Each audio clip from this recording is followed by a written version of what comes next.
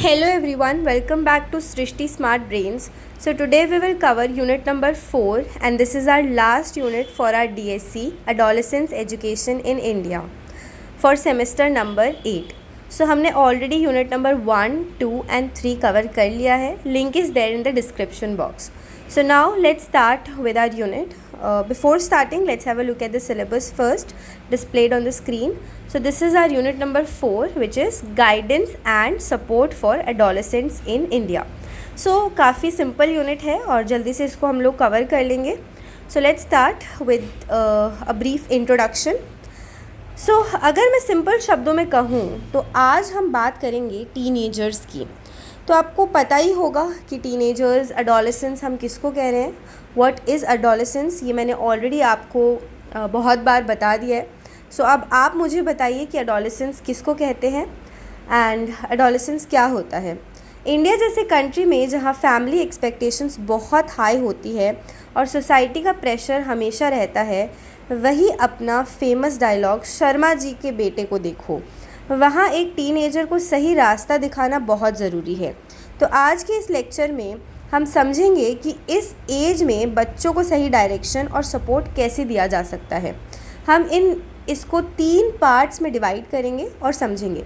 So part 1 हमारा है the 4 pillars of support.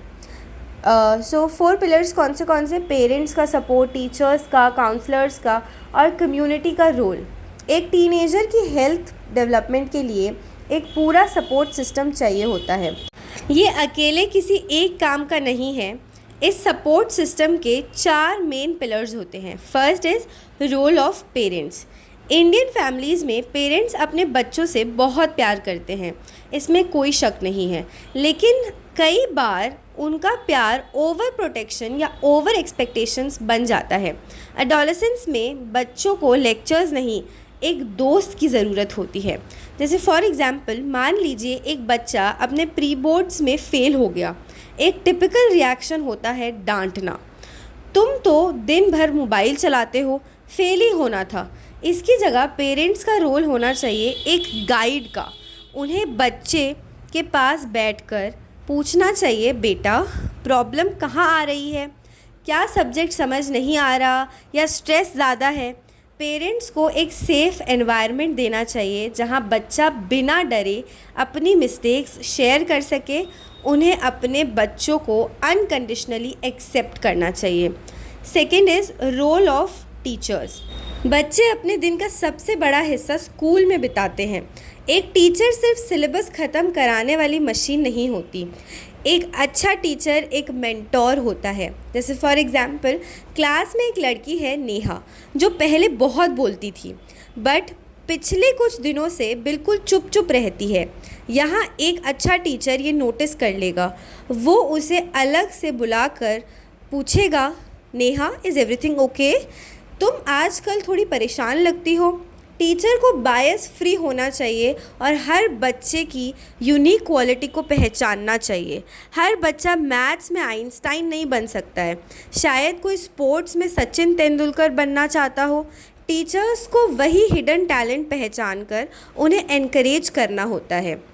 Third is role of counsellors. Counsellors की ज़रूरत. इंडिया में पहले काउंसलिंग वर्ड सुनते ही लोग बोलते थे, मेरा बच्चा पागल थोड़ी है जो उसको डॉक्टर के पास ले जाए. लेकिन अब थैंकफुली ये सोच बदल रही है. काउंसलर एक ट्रेन प्रोफेशनल होता है जो बच्चों की प्रॉब्लम्स को सीक्रेटली और बिना किसी जजमेंट के सुनता है. कई बातें जो टीनेजर्स अपने पेरेंट्स या टीचर्स से शेयर नहीं कर पाते, जैसे बुलिंग, रिलेशनशिप इश्यूज़ या सेल्फ डाउट, वो एक काउंसलर के साथ आराम से डिस्कस कर सकते हैं. काउंसलर उन्हें सही रास्ता नहीं बताता बल्कि उन्हें खुद अपनी प्रॉब्लम सॉल्व करने के काबिल बनाता है. Fourth is role of community. समाज और आसपास का एनवायरनमेंट. कम्युनिटी यानी हमारा पड़ोस, हमारी सोसाइटी, NGOs और clubs.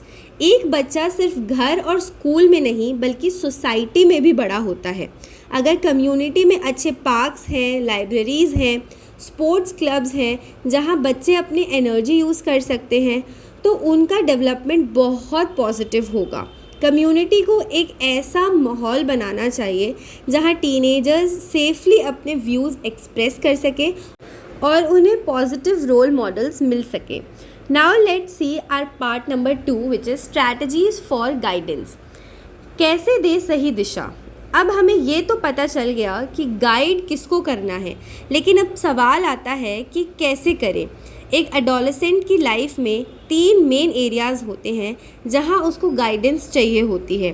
First is academic guidance, पढ़ाई से जुड़ी मदद। इंडियन एजुकेशन सिस्टम में मार्क्स का कितना प्रेशर होता है ये मुझे आपको बताने की ज़रूरत नहीं है। बोर्ड के टाइम पर बच्चों की नींद उड़ जाती है। इसका क्या स्ट्रैटेजी हो सकता है? हमें बच्चों को रट्टा मारने, रोट लर्निंग की जगह कॉन्सेप्ट समझने पर फोकस करवाना चाहिए। टाइम मैनेजमेंट सिखाना चाहिए। अगर किसी को मैथ्स टफ लगती है तो उसे स्टेप बाय स्टेप इजी तरीके से समझाना, और सबसे इम्पॉर्टेंट बच्चों को फेलियर से डील करना सिखाना। उन्हें ये बताना ज़रूरी है कि एक रिपोर्ट कार्ड आपकी पूरी लाइफ डिसाइड नहीं करता। स्कूल में रेमेडियल क्लासेस लगानी चाहिए उन बच्चों के लिए जिनको एक्स्ट्रा हेल्प चाहिए।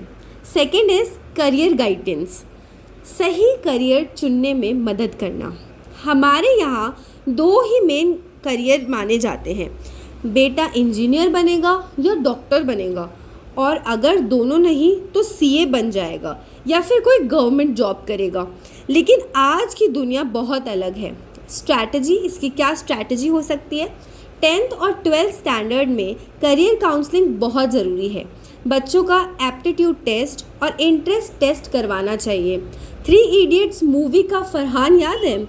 उसको फोटोग्राफी पसंद थी पर पढ़ इंजीनियरिंग रहा था। हमें बच्चों को उन्हीं खूबियों के हिसाब से करियर ऑप्शंस बताने चाहिए।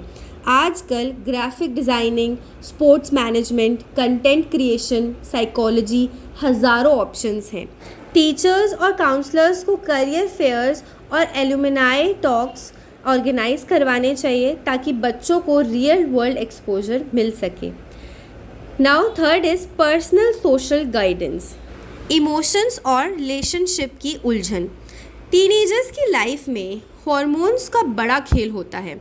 गुस्सा जल्दी आता है, दोस्तों की बातें पेरेंट्स से ज़्यादा अच्छी लगती हैं, पीयर प्रेशर होता है, अगर तूने ये स्मोक नहीं किया तो तू कूल नहीं है।